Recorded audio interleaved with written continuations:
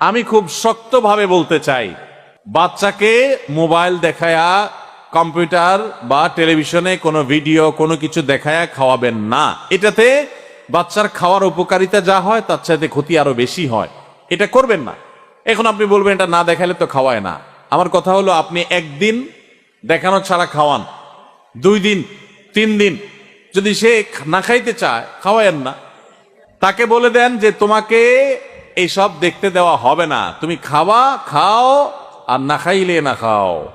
ওই যে এক মুরব্বী চাচার দেখছেন না, সারির সময় শেষ, খাইলে খাও না খাইলে না খাও, সিলেটি ভাষায়। বাচ্চা দেখবেন একদিন খাবে না, দ্বিতীয় দিন খাবে না, তৃতীয় দিন খাবে না।